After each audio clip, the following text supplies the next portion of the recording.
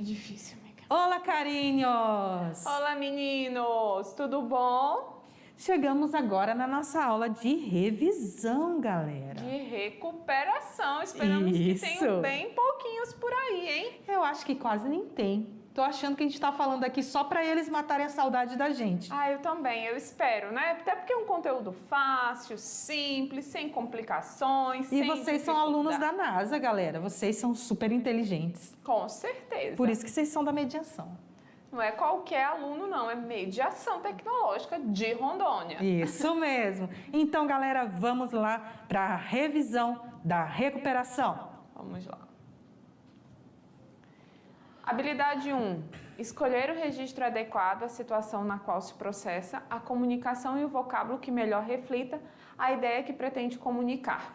Considerar a linguagem em suas manifestações como fontes de legitimação de acordos e condutas sociais e sua representação simbólica como forma de expressão de sentidos, emoções e experiências do ser humano na vida social.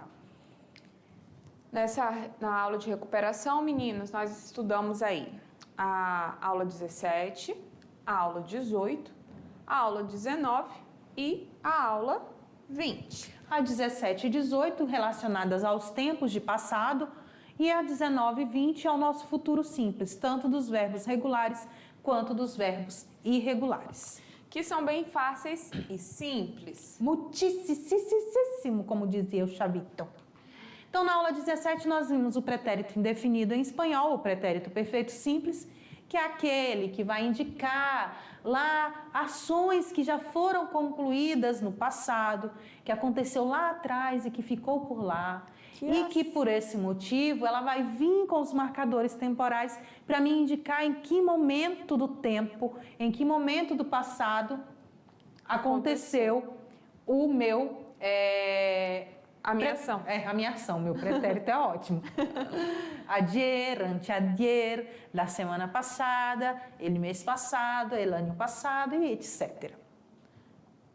Nós vimos aí algumas frases com pretérito indefinido. Vocês estão cansados de ver e ver novamente. Então já sabem que é uma ação finalizada. Ayer nosotras hablábamos con el profesor sobre la prueba. Ustedes sentaron muy cerca del palestrante.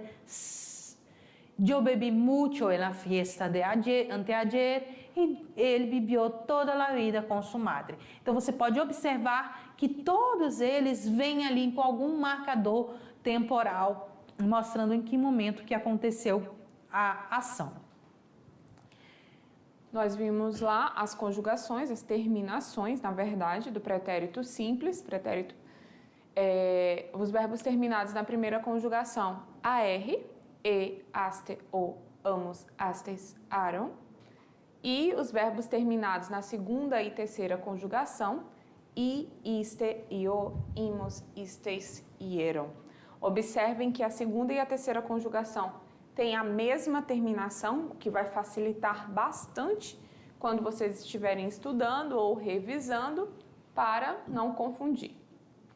Nessa aula também nós vimos o pretérito perfeito composto, que eu acho belíssimo. Esse nome composto, tudo que vem em dupla, para mim é muito mais legal, gente. Eu não gosto de nada sozinho. Então ali o meu pretérito perfeito composto, ele vem junto com o meu verbo auxiliar haver conjugado e o meu verbo de ação no particípio. Lembrando, tia Tainá, que o particípio é um verbo nominal, né, cuja sua ação só tem sentido ali por conta do verbo haver. Por causa do meu verbo auxiliar. Olha aí, ela gosta demais desse verbo haver. E eles são terminados em ado ou ido. Eles quem? O meu particípio. Então eu vou ter o meu verbo haver conjugado, mas o ado para os verbos terminados em AR e o ido para os verbos terminados em ER e IR. Ah, professora, mas a senhora não colocou aí direitinho como é que eu conjugo o verbo haber. Vamos colocar para vocês.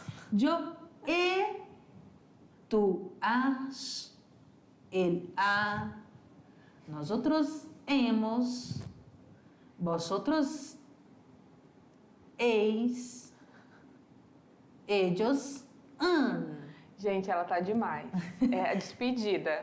Isso. Agora, literalmente, é a despedida. Então, você vai conjugar primeiro o seu verbo haver, depois você vai acrescentar ou um verbo terminado em ado ou um verbo terminado em ido. Quando você fizer isso, você vai estar se referindo a ações feitas num passado perfeito composto.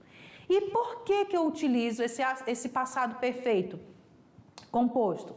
Para falar de coisas recentes ou que não tenham finalizado, de ações ali que estão em curso. Mas que já é passado.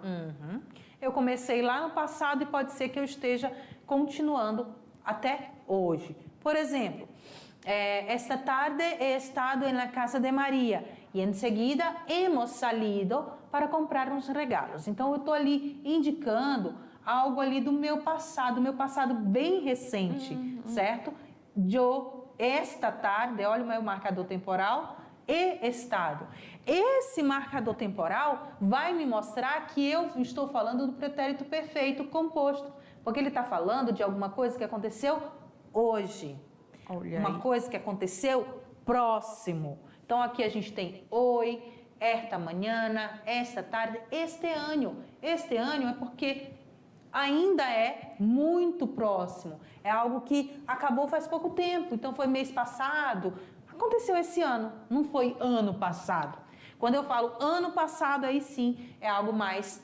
É outro tipo de pretérito que eu vou marcadores, é o que a gente disse utilizar. Nós falamos lá no pretérito definido, que marca exatamente o momento que acontece. Isso. Então, pretérito perfeito composto, como eu falei para vocês, tem o haver conjugado, que vocês viram aqui. E, olha só, a professora colocou ex, não, é habéis, professora. Vamos corrigir aqui, né? Para não ficar errado para vocês. Então, é habéis, com habéis, a segunda pessoa do plural. Então, temos e, as, a, hemos, habéis e an, e as terminações ado e ido. Certo? Vimos na aula 18 pretérito imperfeito e os verbos irregulares. Quem é o pretérito imperfeito? É aquele que serve para descrever ações passadas, mas ações passadas que são habituais ou ações não terminadas que têm uma duração ou são progressivas. Então é só traduzir tudo isso aí por ações cotidianas, ações diárias, marcando sempre o quê? Rotina, lugares e épocas, circunstâncias ou situações que nos ajudam a ali ter uma visão mais clara de um sucesso. Então, de uma ali é ação finalizada. Isso, é alguma coisa ali que eu posso ter feito ontem, ou hoje pela manhã, ou mês passado, ou quando eu era criança, mas que pode ser que eu ainda faça hoje em dia, ou não. Isso mesmo. Como, por exemplo, com mis amigos, jogávamos a la pelota en la calle. Com os meus amigos, nós jogávamos bola na rua. Será que ele ainda joga? Não dá para indicar aí o início ou o fim, mas o que importa para o pretérito imperfeito é a duração da ação, ou seja, é uma ação finalizada, que eu só tenho certeza se é recente ou não, se tivéssemos ali um marcador temporal. Como nós não temos, nós sabemos que é uma ação finalizada, mas nós não sabemos quando essa ação se finalizou, se faz muito tempo, se faz pouco tempo, em que momento aconteceu, só se houver um marcador temporal. Tendo marcador, aí fica tudo mais simples. Quando eu era chica, mis padres me contavam muitos cuentos. Quando eu era criança, meus pais me contavam muitas histórias. Se forem os nossos filhos que já não querem mais ser criança, eles podem relacionar com uma ação de ontem, mas se forem vocês como adolescentes e adultos, também. Né? Mas aí você vai dizer, professora, mas quando tem ali, quando eu era chica, não é bem um marcador temporal? Não está dizendo o tempo, não é ontem, não é mês passado, não é antes de ontem. Quando eu era criança. Então, quando eu era criança, foi quando eu tinha desde os 0 anos até meus 9 anos. E quando eu era criança, você pode substituir por infância, que é um momento, não é tempo. Infância, adolescência, fase adulta são momentos, não são tempo, manhã, tarde, noite, mês passado, semana passada. Como é a conjugação do pretérito imperfeito? Nós vimos aí que eles são verbos regulares, nós ainda estamos falando de verbos regulares. Os verbos terminados em AR têm ali a sua conjugação. Aba, abas, aba, abamos, abai, abais. Abam. E os verbos terminados em ER e IR têm a mesma terminação. Ia, ias, ia, íamos, ias, ia. Então, não muda nada, absolutamente nada, é igualzinho. E não se esqueçam nunca que em espanhol, a terceira pessoa do plural, ela sempre vai terminar em N de navio, nunca em ão e nem M. Pode até fazer a relação de que todas as palavras terminadas em M na língua portuguesa, quando traduzidas para línguas... Ião também. Hã? M e ão. Todas as palavras em M e ão, elas são com N em espanhol. Porque nós não temos o ão na língua espanhola, né? Isso mesmo. Vimos aqui alguns exemplos. En aquellos años éramos muy felizes. Não diz em que ano, em que tempo, em que momento, mas já sabemos que é uma ação ali finalizada, mas que a gente não consegue determinar a duração de início e final. Yo iba a la escuela por la mañana. Eu ia para a escola de manhã, pela manhã. Mas não diz também quando. Isso. Nós vimos os verbos irregulares, que resumidamente são aqueles que não vão seguir o mesmo modelo de conjugação, ou seja, não vai seguir aquela regrinha do AR, do ER e do IR, e sim vai mudar ali ou na sua terminação, ou ainda no seu radical, ou ainda nos dois. Nós vimos na aula 19 o futuro, como foi dito em todas as nossas aulas que nós falamos de futuro, é o tempo mais fácil que existe de ser conjugado. Por isso que é futuro simples. Futuro simples, futuro composto, são simples. Por quê? Por que a gente vê isso? Porque as terminações do futuro simples são iguais para as três conjugações, para a primeira, para a segunda e para a terceira conjugação. E também são as mesmas terminações utilizadas nos irregulares que a gente vai ver já, né? Já, isso mesmo.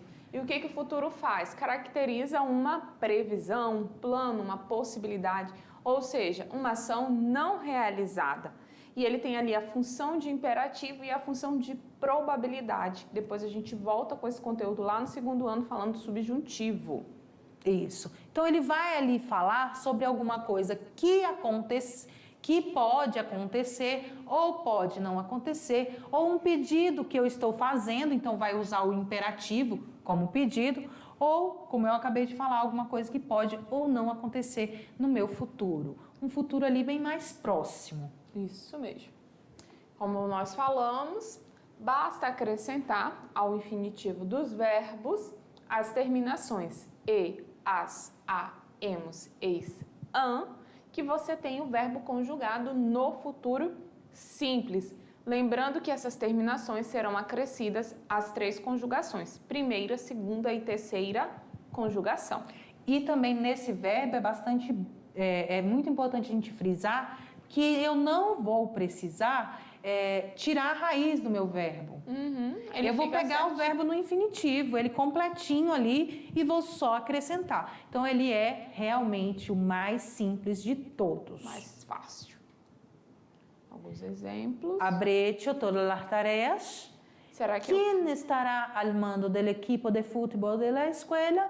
Creo que hablaré con su madre acerca de los sucesos ocorridos em classe. Então, tudo ali relacionado ao meu futuro, certo? Meu futuro simples. E nós vimos o futuro simples dos verbos irregulares. Quem são eles?